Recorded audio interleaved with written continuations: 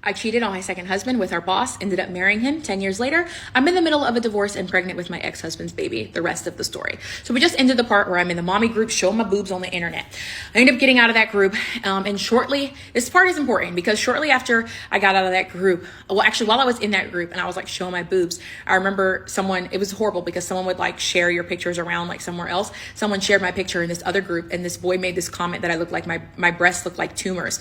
At the time I was like a 56G. And I mean, he wasn't wrong.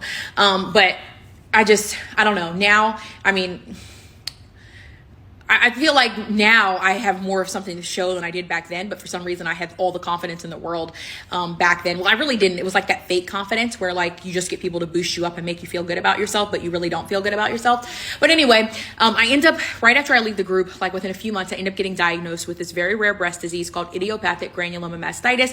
If you've never heard of it, you can check out my YouTube. I have a video called My Journey with Breast Disease to kind of explain to you guys what happened. But while I'm in the middle of this breast disease is really when I start thinking about my life.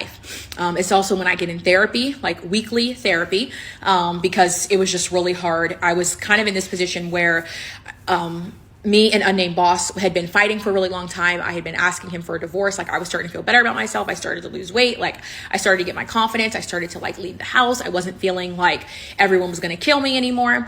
And it started to ruffle the feathers in our relationship. Like it was my opinion that he didn't want me to go to these places. He, in my opinion, tried to make me feel bad for going to these places, and kind of like if I went to these places, it was like I owed him something when I came home, and I didn't like that feeling. Like, and everyone has experienced that feeling before. Like, yeah, you can go, but when you come back, you owe me. And I didn't like feeling that way. I didn't like that pressure.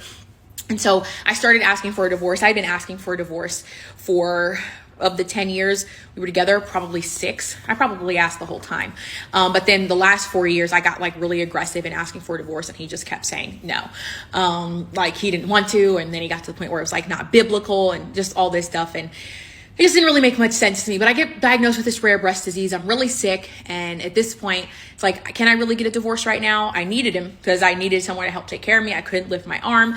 I talk all about my disease and how it happened. And it was like my flesh was literally ripping open on my breast. So just because it's not breast cancer does not mean you don't have something. So please go get it checked. If you're having burning, tingling, a warm sensation, or you feel any type of lump or mass in your breast, please go and get it checked. But I started thinking, geez, like what if I die? My daughter doesn't even know her father. So I started to try to talk to Penelope a little bit about her dad, and she did not really seem like she was open to it, but I still tried to broach that subject with her more and more. Mind you, we still had not heard from Anthony at all during this time, or so I thought. But we hadn't heard from, in my opinion, we hadn't heard from him at all because I didn't see any of the communication.